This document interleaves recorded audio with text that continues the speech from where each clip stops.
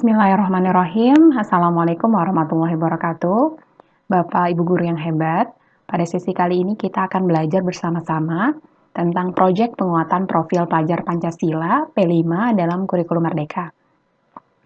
Jadi dalam kurikulum Merdeka, struktur kurikulumnya salah satunya adalah proyek penguatan profil pelajar Pancasila atau P5 Bapak Ibu.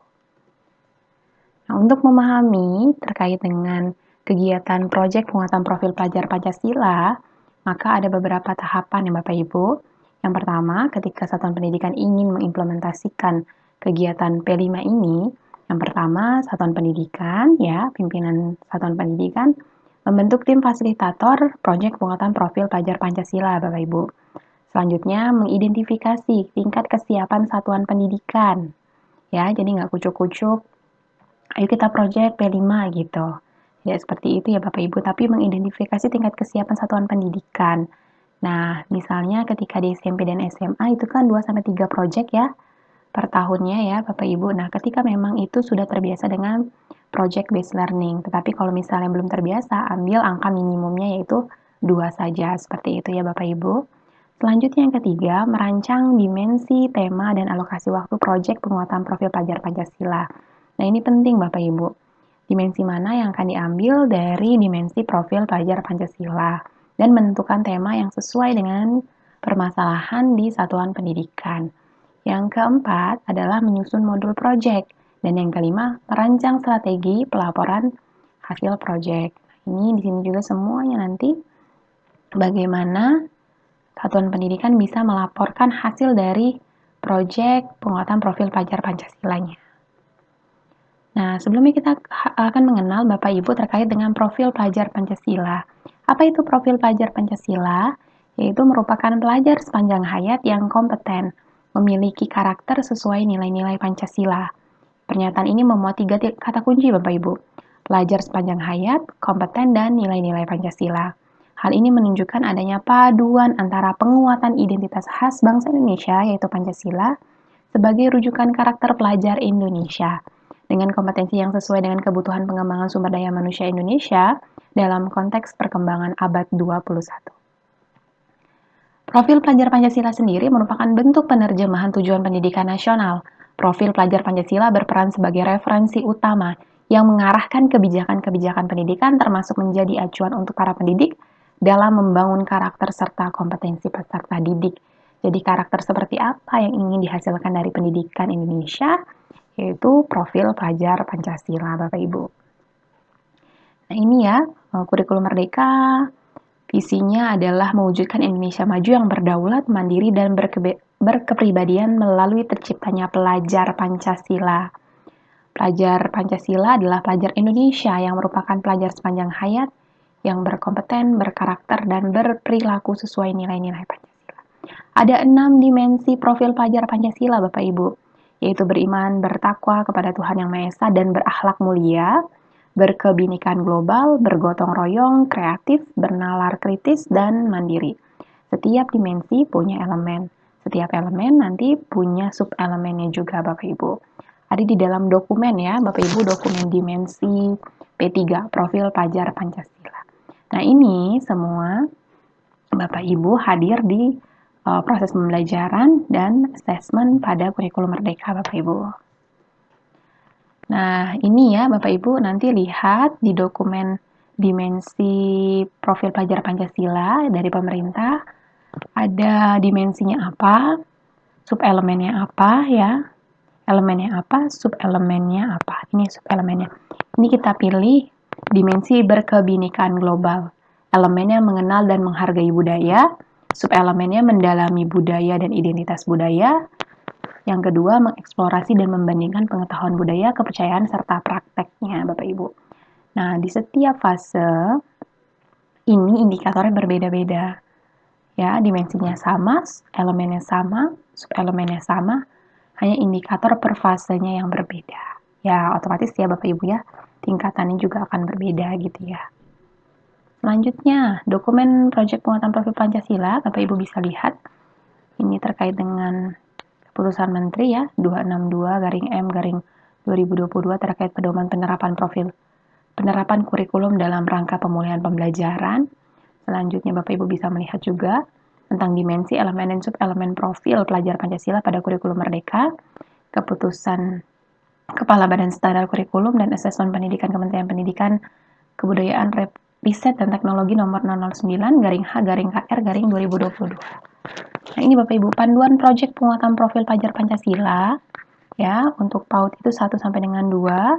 Proyek tema ini juga ditentukan, biasanya tidak ditentukan ini kayak perayaan hari besar gitu ya Bapak Ibu, tidak seberat ketika di tahapan selanjutnya ya. Ini untuk SD itu 2 sampai 3 proyek, SMP dan SMA ya 3 sampai 4 proyek Bapak Ibu. Apa itu proyek penguatan profil pelajar Pancasila?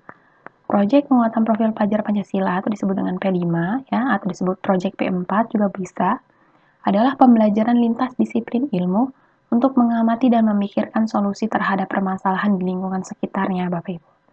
Proyek penguatan profil pelajar Pancasila menggunakan pendekatan pembelajaran berbasis project based learning ya, yang berbeda dengan pembelajaran berbasis project dalam program intrakurikuler di dalam kelas.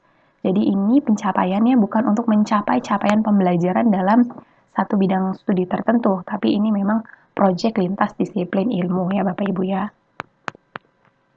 Nah, ini tema yang ditetapkan oleh pemerintah. Jadi proyek penguatan profil pelajar Pancasila ada temanya Bapak Ibu yang sudah ditetapkan oleh kementerian ya. Ini ada kearifan lokal, rekayasa dan teknologi, kewirausahaan, Bhinneka Tunggal Ika, gaya hidup berkelanjutan, bangunlah jiwa dan raganya, suara demokrasi, dan untuk SMA, SMK ya, ada kebekerjaan. Nah, Bapak Ibu bisa disesuaikan dengan permasalahan yang ada di lingkungan sekitar. Seperti itu. Nah, ini kita memahami lebih tentang proyek penguatan profil pelajar Pancasila, Bapak Ibu. Proyek penguatan profil pelajar Pancasila itu bersifat lintas disiplin ya, tidak terikat pada satu mata pelajaran apapun.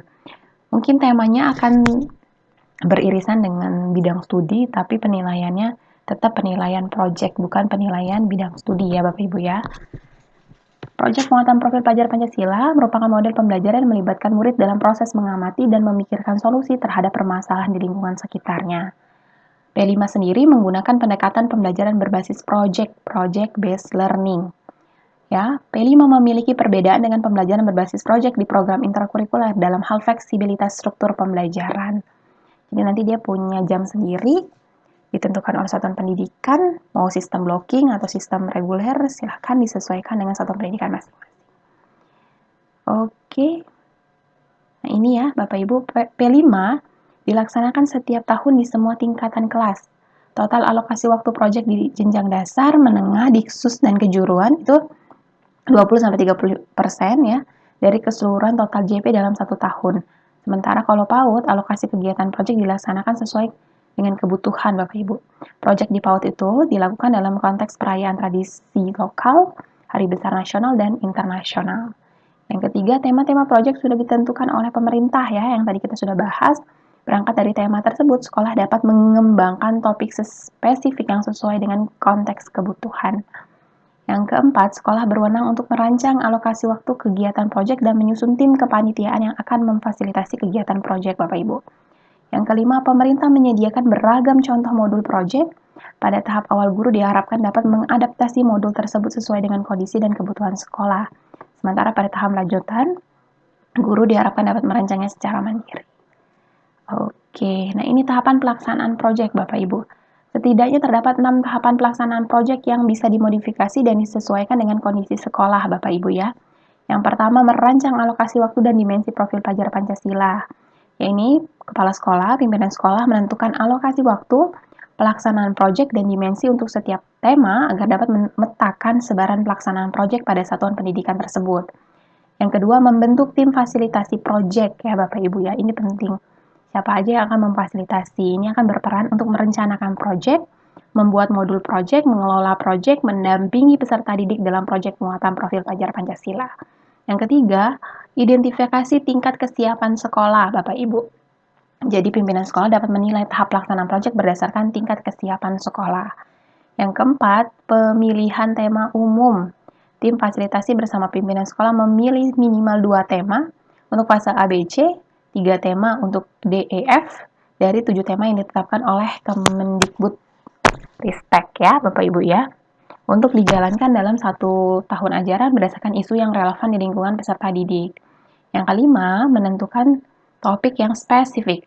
Dari tema besar, tim fasilitasi proyek dapat menentukan tema yang spesifik.